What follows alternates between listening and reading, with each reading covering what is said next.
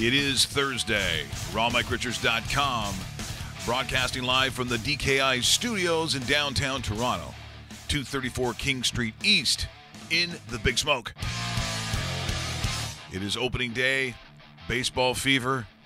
That means gambling. We're going to talk to Warren Saku almost immediately here this morning, set up what he sees happening not only with the Blue Jays, but around the league. Maybe specifically what we can see in the American League East.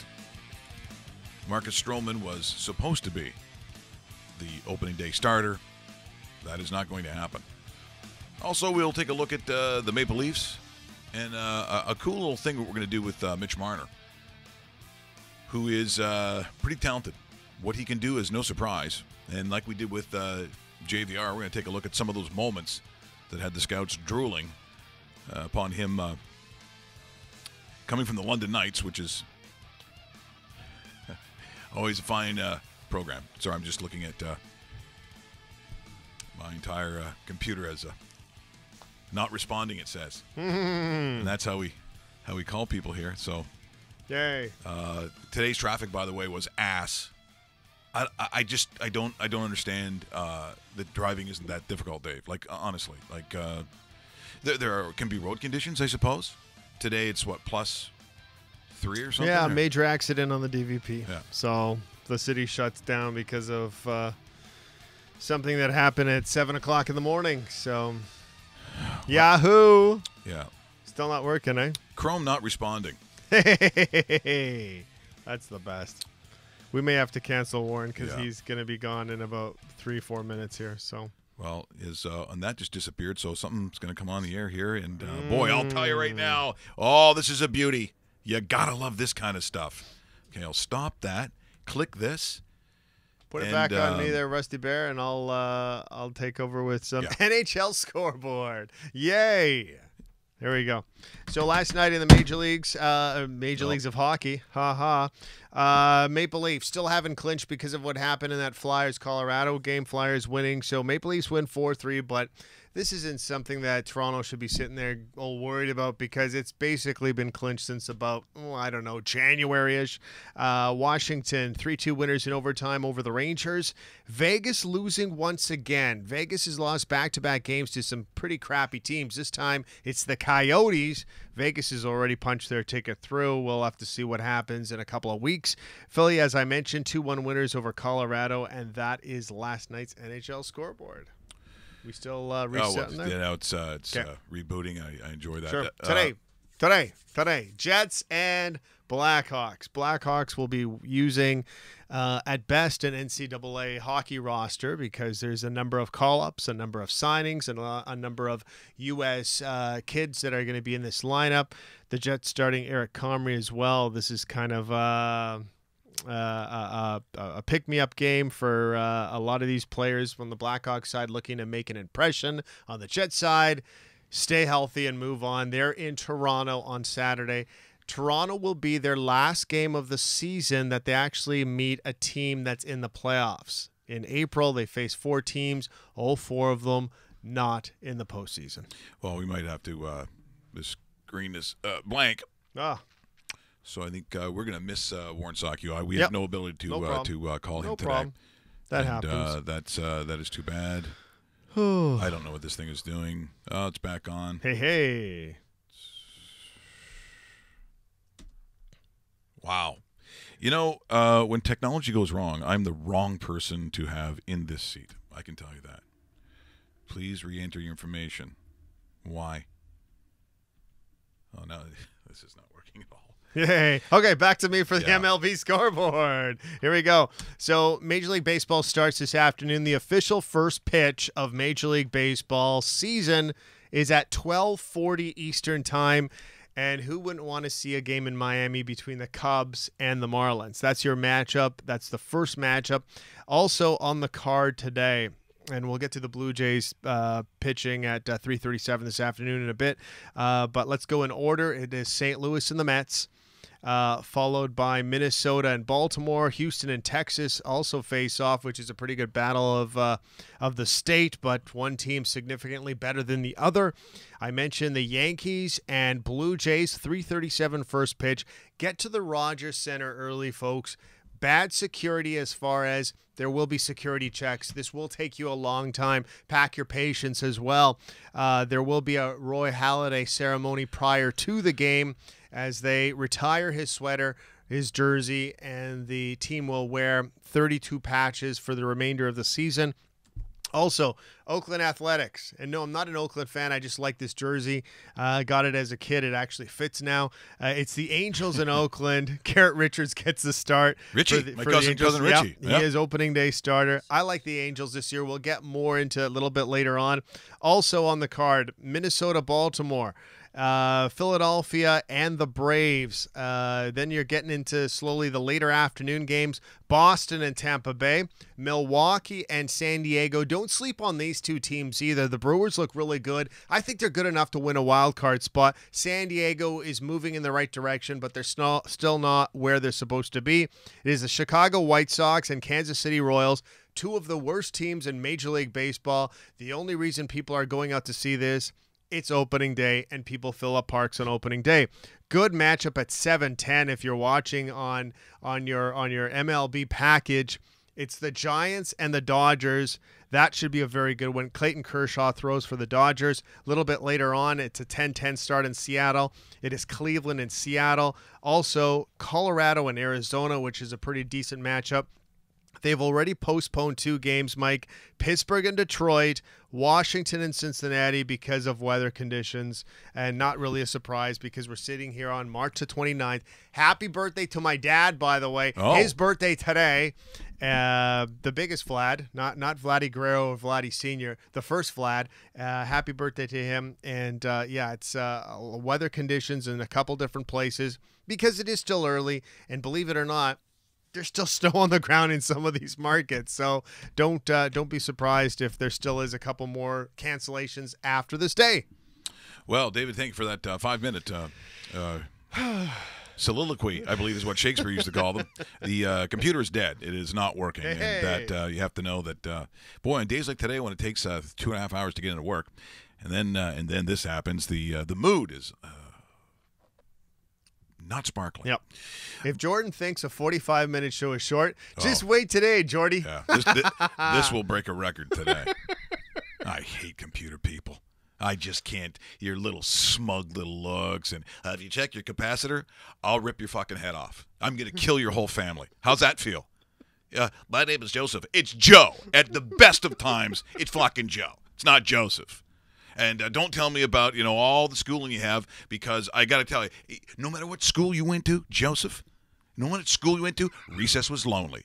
The prom was lonely if you went, and something tells me you didn't. And if you did, they're dumping pig blood all over your suit. That's interesting. Pig blood, eh? Yeah. You're going out to I'm going to try to calm down here, but this is, look at this piece of junk. But the opening day for the Blue Jays, as we mentioned beforehand, as everyone knows, it was supposed to be Marcus Stroman.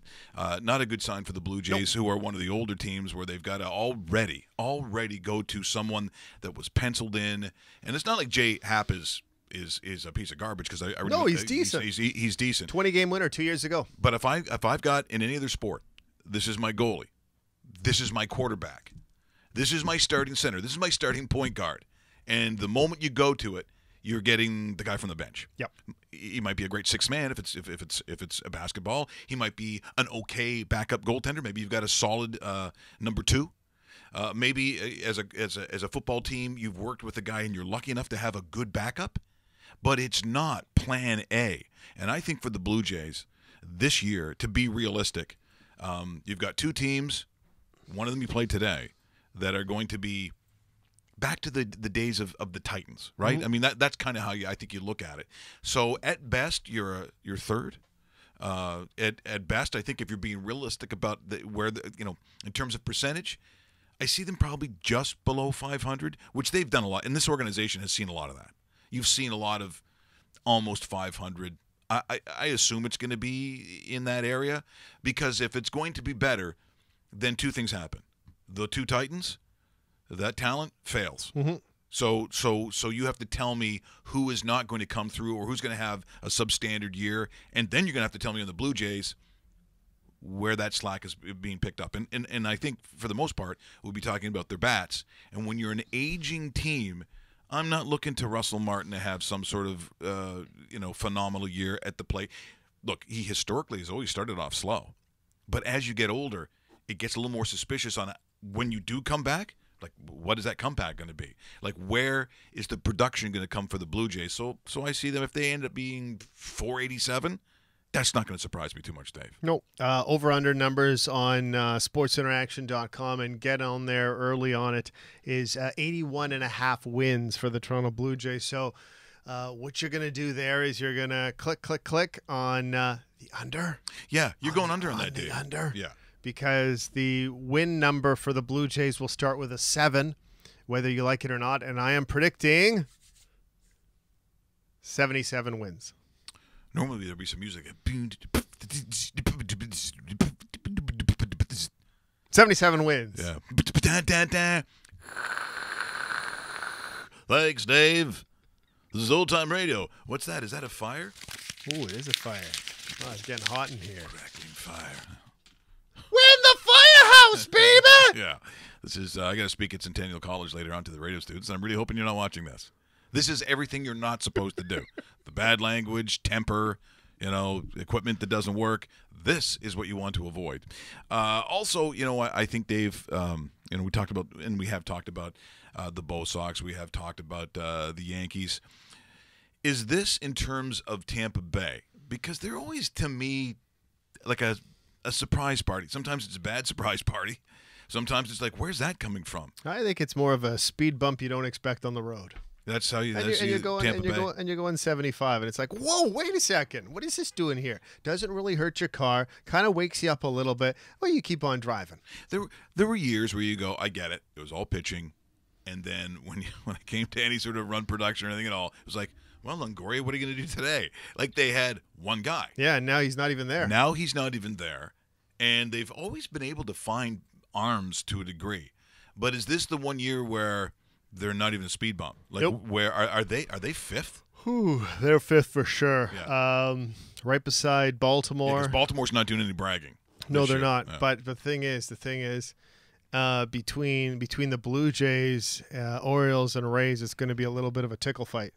So I'm not, like, if you're really grading numbers, the Jays might have 77, Baltimore might have 75, Tampa might have 71. So it's within range. Like, I hope to God, for Tampa's sake, considering they're building a new facility and so forth, that win total isn't in the 60s, because that would be putrid. By the way, Tampa Bay on Sports Interaction, win total 78.5. You go under on that as well if you want to clickety-click some futures and make some money in early October.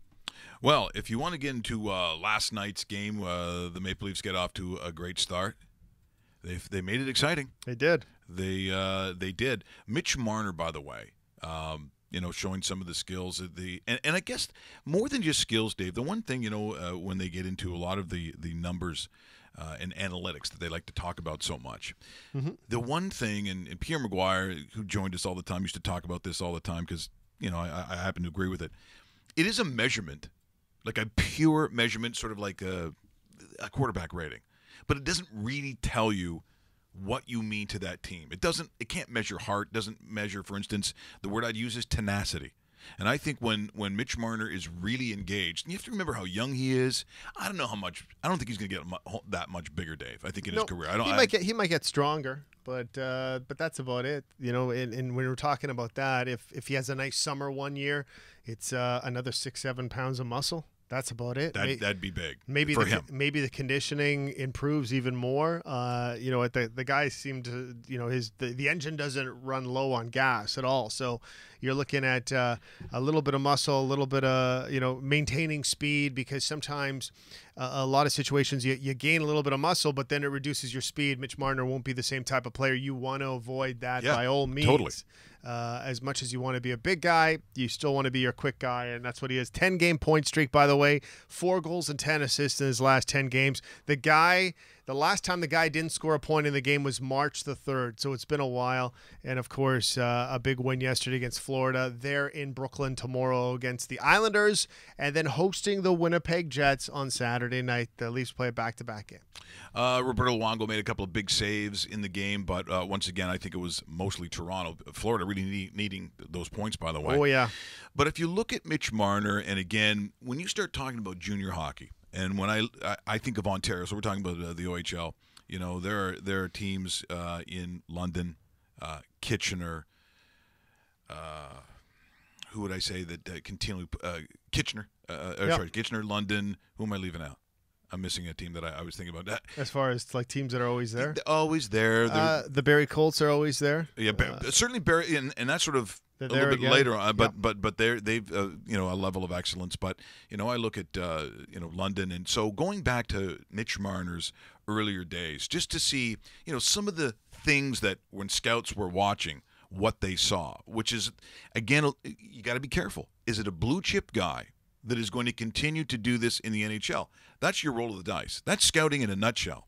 What you see at that level, does it transcend to another level?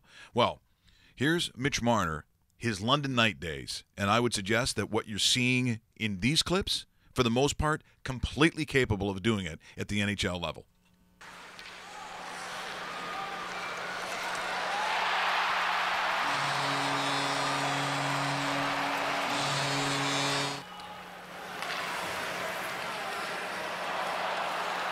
Like that skill set, for instance, that understanding of just, you know, what it takes in terms of the balance, what it takes in terms of creativity. Gretzky used to talk about it all the time. He said, I don't know if we're creating the kind of pond hockey or river hockey, they call it, depending where you're from, backyard rink hockey, that creates those kinds of things. This is what he has. And continuing on, once again, with the London Knights, we actually have a call of some of those goals, so it's a slightly different angle, but you look at the hands, you look at his ability to keep pace while he's making those moves. It all counts. Goal in there, lead pass out through the center ice and across the line. Marner wakes, look at this play! Marner, magic, scores! Mitch Marner ties this hockey game. What a goal! So there's that goal again from the different angle. What it takes.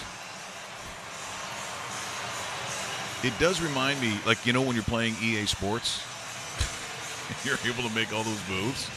Well, Mitch Marner spins some magic here for the London Knights as the Knights turn this puck over. It is again sort of the magic man. Here's another interesting angle. This is actually from the London Knights' actual website, I believe. Is this the one? It shows you again the creativity. This is not a goal, but it's ended up going to be a pass. I think it's a really cool angle to watch. Again, the one thing for young kids, you know, if you're watching this age, he never looks down. He doesn't look down once. Again, no sound. Here's the move. You know, it again, it's the kind of composure that I think you know, NHL coaches are trying to figure out. You know, do you have that poise, I guess is the word I'm looking for, to pull that kind of stuff off? And of course, if you're Maple Leaf fans, you were in, well, I guess it's called Maple Leaf Square when the Leafs played, Jurassic Park, waiting for the announcement of him being drafted.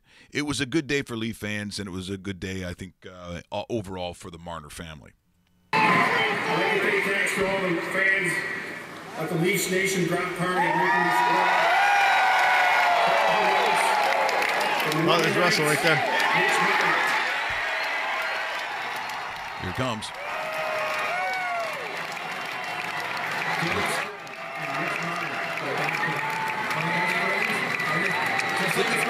You know what? It's a pretty cool thing that they've done, I think, in front of like, that is so not what Maple Leaf Gardens was about. Nope. Maple Leaf Gardens was always, not that there's not a huge corporate feel to the ACC. I mean, that's why massive, the Platinum Lounge quietest building in the league, and just empty. On the start of the second period, they're still getting their roast beef and red wine. That's right.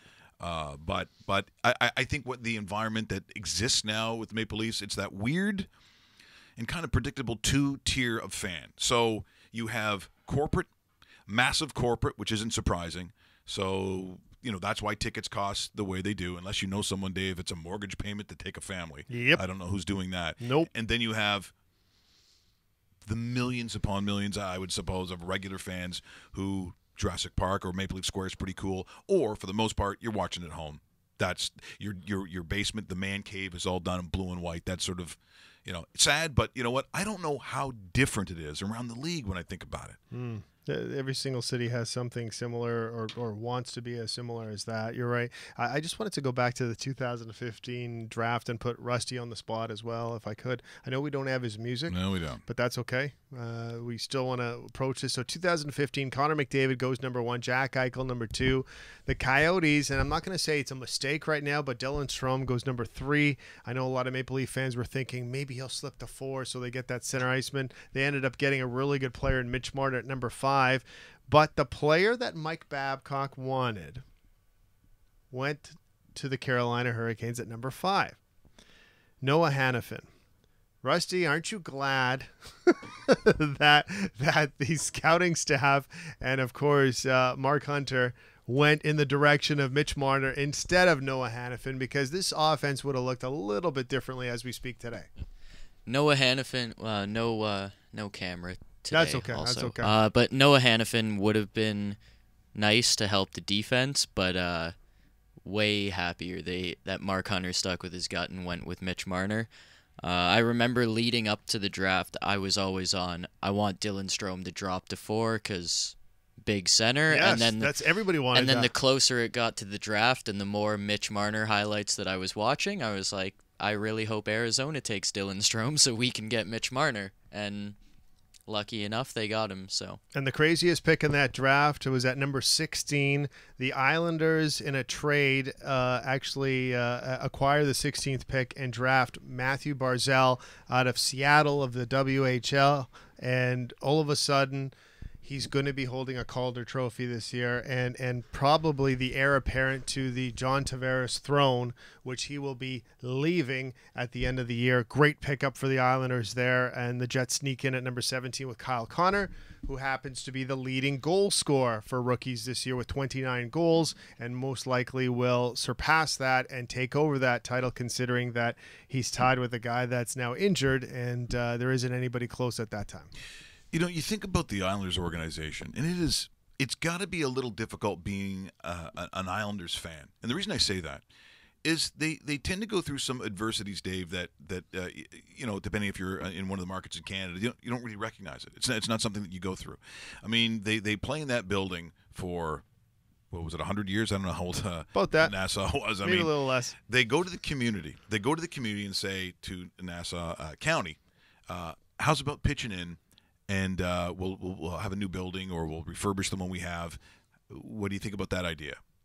The response from the population? No. So they cut the deal and they go to Barclays. Yep. And by all accounts, it's Brooklyn, granted. But what were the Islanders anyways? Collectively, it's geographically it's a little odd. So now you're in Brooklyn and you're taking maybe the subway. Even the players are taking a weird route to get to even practice. All of a sudden, there's a bit of a challenge, and it falls flat. You have a John Tavares who is, clearly one of the. I'm saying he's one of the elite players of the league, and it's seemingly they just can't get it their own way. And Garth Snow sitting there, which people tend to pound on, and then you're doing what now? Trying to find a way out of Barkley? Basically, yeah. Yep. And so in doing that, you look at some of these players, like a John Tavares. If you're an Islanders fan, you just went through a lot of the reasons why he ain't going to be there. Yeah. Well, they have secured the property at Belmont Park, so there will be a new rink. But as you know, a rink doesn't get put up as fast as a house would, and they're not going to be in Belmont Park for at least 2 seasons. Nassau Coliseum is undergoing some renovations that the Islanders could play back there for a handful of games and kind of split times. But if you're Tavares and you're actually going to be waiting on the hook for another 2 years for another, you're going to be playing in that facility when you're in your early 30s. And in the meantime, if you stay there, you're going to be probably living in Garden City, which is a gorgeous area on Long Island. Easy hike to Nassau Memorial. Horrendously bad hike to Brooklyn, right? And the practice facility, who the hell knows where that is? So It comes with all these challenges, which is, when you at my age, you look back and who do I see? I see Bossy, I see Potvin. I mean, I see that era of Billy Smith. You see, it reeked of success. I mean, they were a machine, and now I look at it and it's like, how do you get a player excited about being an Islander? If you're Garth Snow, and I call up your family and say, Dave, you're really going to enjoy playing for the Islanders. What's your first question? Okay, well, where are we playing? Yep. Where's the facility? Where do I live? How do I live comfortably that I can drive to anywhere I am supposed to be at in a decent amount of time? And the response is, well, it's 2 hours that way for one thing, 2 hours that way for another, an hour and a half this way. And did I tell you about the traffic in the New York area? Yeah. Well, let's just forget about that and go on. Great food, great restaurants. It's kind of like it's tough. It's tough. You're part of the New York club, but not really. Yeah. You're not a Ranger. No. Even like New Jersey. Can you see Manhattan? Yeah, from across the water. Yep. Far away that you dream about, but they're a universe apart in terms of what they are. Big time. And so. And that's, I'm giving the example if Dave is a young gun coming a junior trying to wow him if as a top draft pick. But what if you're a free agent and you got wife and kids? Yeah, good luck with that. You have to answer to that. Yeah, good luck to that. It's like the Toronto Maple Leafs bringing you in and saying, by the way, here's all the facilities. Your house is in Windsor. Yeah. Enjoy. It's got to be brutal. It really does. And we like Windsor. We just wouldn't want to travel to Windsor to Air Canada Center every second day, right? It's a tough sell. And it's funny looking back at the clips of the Islanders that we talk about. What is your feeling when I say the name? When I say the name Darius Kasparaitis. I think cheap shot defenseman that would clock you if you were picking up a dime for your grandma. Dirtiest player ever, or just in the group, in that band? He's in the conversation. Yeah, if they're wearing jean jackets with back patches on the back, he's one of the guys. Those were cool. Come on now. REO Speedwagon, sure. Rolling Stones with the tongue out. Anything, yeah. Van Halen. I was a big Iron Maiden back patch guy. Yeah. Eddie would always have some sort of fabulous picture with the way you'd write Iron Maiden, and every single one of my school books, I have Iron Maiden written all over it just because of the lettering and the font of Iron Maiden and Def Leppard, of course, because of the unique font. Twisted Sister logos, Quiet Riot. I mean, hey, that's us. Riot. Wow. Yeah, come on, feel the noise. Yeah. Well, if you want to hear some noise, here's and watch this carefully. I don't have any music or anything fun to embrace this with. Darius Kasparaitis, Jaromir Jagr. Watch this play. If it occurred tonight, what is the call? In front of his net to Jagr. Kasparaitis lined him up and nailed him. And Jagger's down. Oh, a blind pass, and Kasparaitis had Jagr lined up from about 10 feet away. There is no doubt which team wins the battle of the bodies here tonight. We mentioned very early in the piece how the Islanders had become much more of a physical presence in this game than the one Chris and I saw in Pittsburgh 2 nights ago. We're going to see a bunch of angles. 20-year-old Darius Kasparaitis really lays into Jagr. Now, could this be called charging? Jagger's along the boards. Well, I don't know. Not from that replay, you couldn't tell. But Jagr takes the brunt of that heavy hit. Kasparaitis, right from the start of this season, got the reputation, especially in the Patrick division and against the Rangers, of being a guy who was really involved, who sort of just only 20 years of age at this point, too. Thing, with reckless abandon. That's the phrase I'm looking for. He charged around. He made a name for himself. Reckless abandon is one way of putting it. And that was quite a hit on Jagr, who finally gets up. The bells are perhaps still ringing a little bit. There's Ferrero. Players have this magnificent and sometimes amazing resiliency. Look at the size. Look at the size of Jagr, even when he skates away. In a mountain. He hit Jagr harder than he hit that light standard yesterday in the parking lot. Yeah, they almost had to call a tow truck. as they did with the automobile. Okay, so Well, they say he's quite. what is if it's in today's game? It's not a headshot. It's though. not a headshot. It's not a headshot, I don't know. See, and it's not from behind. No, it's not from behind. If it's football, it's a defenseless receiver. Right, but in today's definition of football. But the thing is, Yager jumps to move out of the way. I don't know. Because in that play, I did not hear that there was even a penalty on that. If anything, Mike, because of the optics of it, it's a 5-minute major for charging. But I don't know if he gets suspended. It's hard to sit there and justify that. Because I thought that was an interesting piece, because that's why you throw out the name first. So Darius Kasparaitis. He's been dirtier than that. Way dirtier. And guys have taken him to task about that. Oh, yeah, absolutely. But in this particular case, I'm like, okay, so what do you call on this one? Because I don't even know if there was a penalty on that play. Yeah. Yeah. Weird, eh? I don't recall that particular moment. No. Because Yager didn't get caught often like that. No, and it's funny because if you ever look on YouTube for Scott Stevens' greatest hits, it's like headshot central. Almost everyone would. Yeah, would be it's like okay, this is suspension number 9 for Scott Stevens, Hall of Fame defenseman, the feared Scott Stevens. It's like, well, see, I don't think that was as bad as some of the other stuff. No, that's why I got it, because you're like, okay, whatever Richards is going to show here. Yeah. We know it's going to be bad. We know he's going to be thrown out. Sure. That one, I'm like, okay, what about this one, though? Can't believe he was only 20 years old at the time. Yeah, I mean, that's he grew into a dirtier player as he came. Now, again, because this thing cacked, I have no idea some of the stuff that I prepared for today. Russell, what else do I have? Because I know another hockey-related one, I thought. Just the opening day. Oh, okay. Okay, sorry. So we're a little what do they call it? Discombobulated. Yeah, I like it. Yeah. Yeah, that's one way of putting today.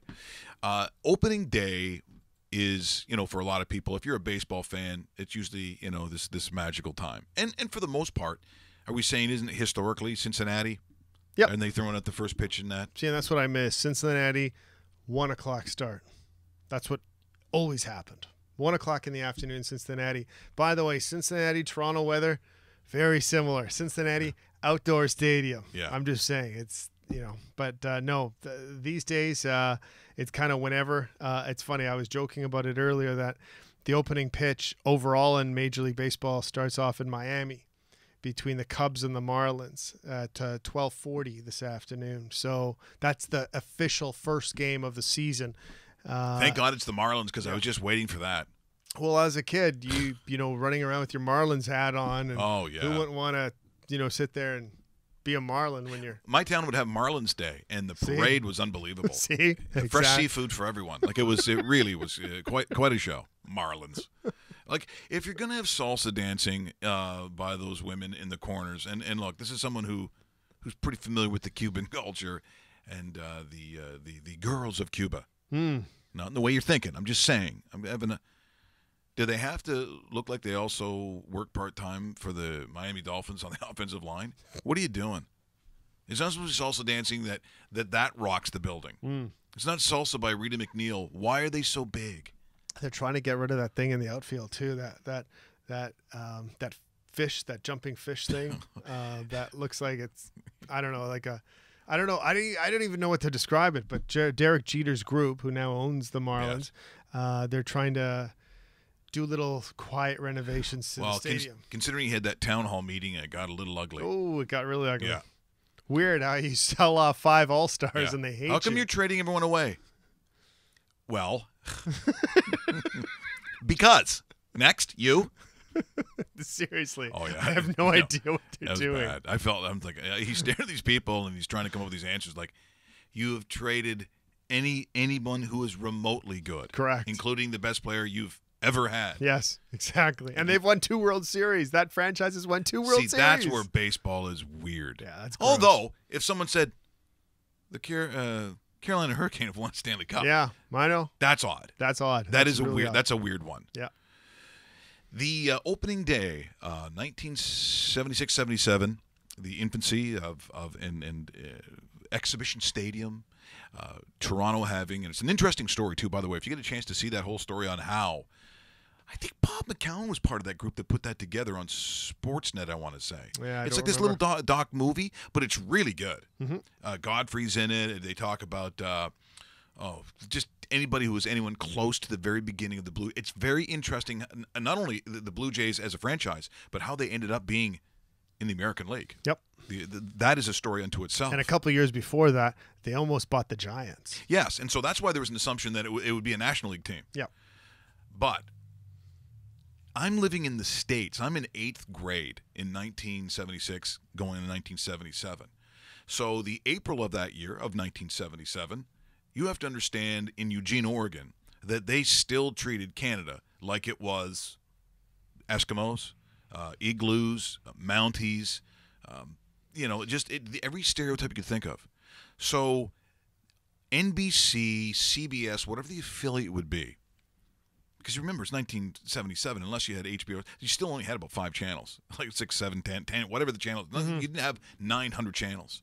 So these reports that were coming in about baseball in Canada, I'm like, okay, let's see how that looks. That's going to be beautiful. We're going to, oh my God, look at the snow.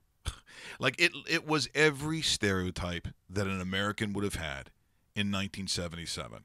So, of course, I still have like another month or two of junior high, of school. And, of course, I know what's going to happen on, the next day I go to school, what they're going to say.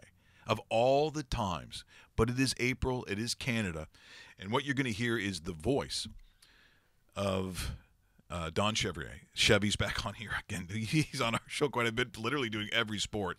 But just the emotion, I think, for Canadians.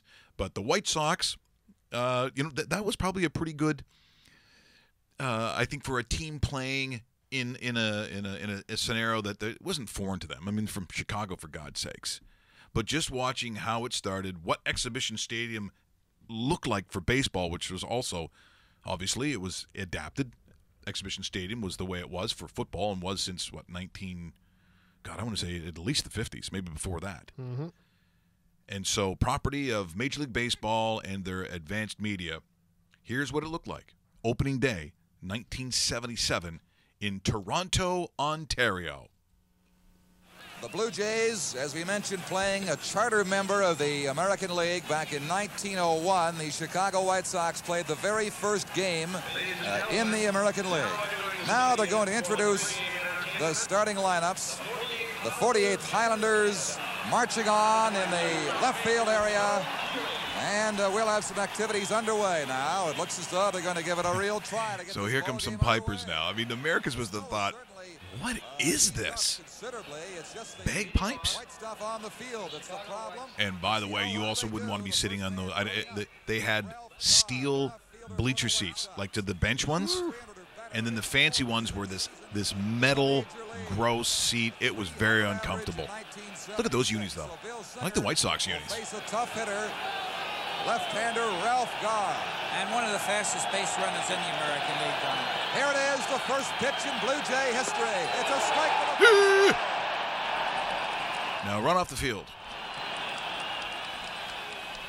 Let's call it a game. Ball has been exchanged and will go to the Canadian Sports Hall of Fame. The Canadian Sports Hall of Fame. Hall of Fame. Hall of Fame. 0-1 the count as Singer deals again. Strike 2. Ralph Garr, Don. We're the best team ever. Artificial turf. You get those high hoppers. Like I said, he's very fast. See, do you like those unis? Do you like the White Sox unis? Not bad. I kind of like that look. My favorite is still the little batter. It looks like Major League Baseball. They wore in the 80s. See, no, that's what they used to call the grandstand. So that's the grandstand side. And because it went straight, you got further and further away the farther down you had to go. Good base steal like a Bill North with Oakland, but every bit as fast, and he's a definite threat to steal a base when he gets. So this is where I think sometimes when we talk about the culture of the Blue Jays, the age group, it starts on this day in April 1977. That's right. That hardcore of 10 to 13,000 that would show up even in the lean years, this is burned into their memory. That's a ball. It got away from Rick Cerrone. The count even now at 2-2. I remember Rick Cerrone. That was awesome. There's a memory from 1977. As I said, for people in the Toronto area, this was where the shrine starts. Yep. This is where it starts. That's right. Nice to have opening day in Toronto on an opening day itself, because a lot of times Toronto will get like the road game and then come back. It'll be a week later, yeah. Yeah, a week later, and it's like a 7:05 start. Here's our opening day. It's like, well, it doesn't feel like the same thing. This will feel like it. I should mention, too, because we are talking some baseball, kind of sad news this morning, too, out of Florida, West Palm Beach, I believe. Rusty Staub, the Le Grand Orange, passed away at the age of 73. He's 70. I see him still as that redheaded kid for the Expos. And this was Mr. Expo, Mr. Met, Mr. And the everything. Mets too. Right? He played with. See, he was on the same team as Willie Mays at one point. Yeah, that's weird. Yeah, it is.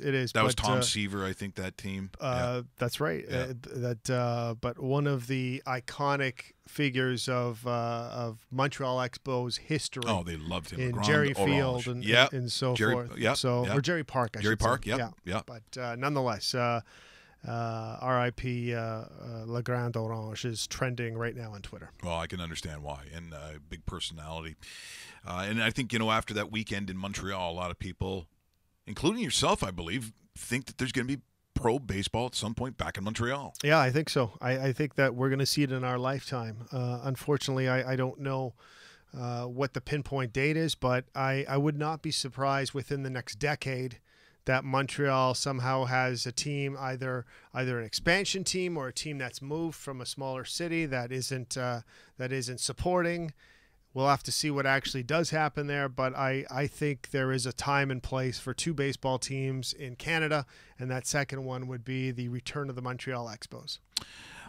So, therefore, due to the lack of technology that we have today, I do know there's one thing I can get in, and it was going to be Victor Newman, but he's not showing up after he saw the start of the show. Yeah. He was very offended by my language. The limousine, it just sped by. Yeah. There's no parking spots anyways, Victor.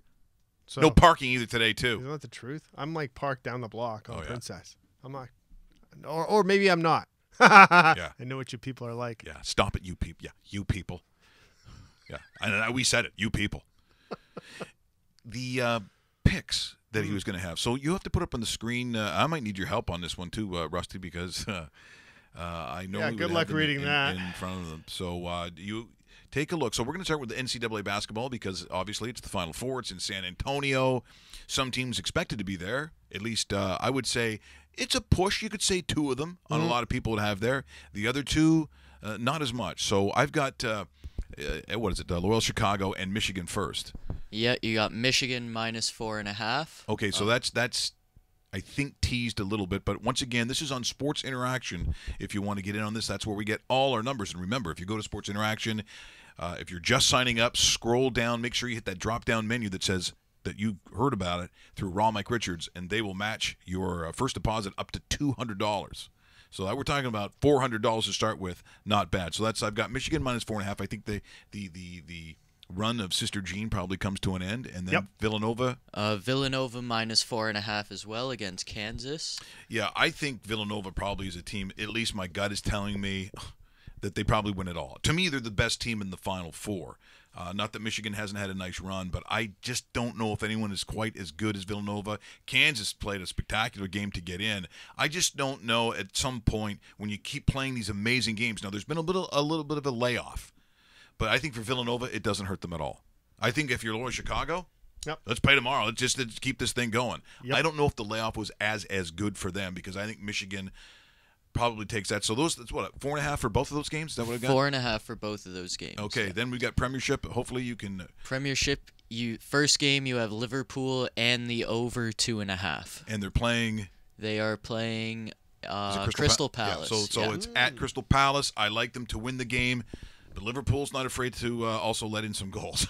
So that's why I took over 2.5 and Liverpool. That pays a what? Like a 2? That pays a 197. A 197? Next game you got Newcastle and Huddersfield, and you took Newcastle and the under 3.5. Yeah, so Huddersfield is fighting to not be. We talked about relegation the other day. They are fighting not to be dropped down, but they don't score a ton of goals, and they're not that great away. Newcastle's played well at home, but also not a huge scoring game. So if you're saying under 3.5, because they're not going to be 4 goals in that game, and I think the home team probably wins. So that pays. That's a big number, though. That pays at 211. 211. That's all. Yeah. Phil Gray, you're so cheap. Okay, and what's the last one? Last one, Manchester United and Swansea. You took Manchester and the over 2.5. Yeah, I like that one. United will play well at home. You can see some goals, and that pays. What does that pay? Is that a 2? 181. A 181. Okay, so that's 5 games? 5 games, and that is what times your money? 23 times? Yes, 23 yeah, times your 23 money. times your money. So $10? Yeah. $230. Deal. So that's not bad. Once again, that is Sports Interaction. They are our official book and one of our sponsors of Ron Mike Richards. So we obviously appreciate them as we do DKI. I see Ted the Viking. Now, we've got some news on what we're going to do in terms of NHL playoffs and an actual pool, do we not? That's right. That's right. And we're going to announce that when we return to the show on Tuesday of next week. Yes. Because basically a week next Wednesday is the start of the Stanley Cup playoffs. There will be a pool where you choose X amount of players between, and we're just deciding on numbers right now. Looks like it's going to be 5 forwards, 3 defensemen, and a goalie. The guy that wins, the girl that wins, the person that wins, the animal that wins, $500. Oh, there we go. $500 courtesy of our friends at Blade Tape. So maybe one of those stop texting signs too. No, Ted, you pull that little hand, stop texting. And on a day like today when I'm already postal. That stick, and I'm getting out of the car. Yeah. And you know what I'm doing. Yeah. Up his ass. Yeah. I'm going Darius Kasparaitis on him. Up his ass. Up his ass. Okay, it's been a tremendous show here. Bum, bum, bum, bum. Are we going to go in the garage and do karate? Yep. Bum, bum, pretty good. Sorry that we, it's time.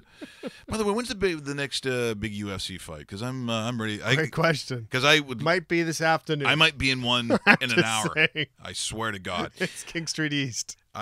Normally I say subscribe. Today I'm being very quiet about that. Today I'm not so sure. But we appreciate it. I'm going to be talking later on today to the kids at Centennial College, courtesy of their teacher who's bringing me in, the one and only Mr. Claude Fagg, ladies and gentlemen. Claude. Wow. Yeah. We got a good trained audience. They're awesome. So, look, have yourself a great long weekend. If you're getting one, of course, tomorrow is a Good Friday. I say, make it a great Friday. Oh, boy. Happy Easter. We'll see you on Tuesday.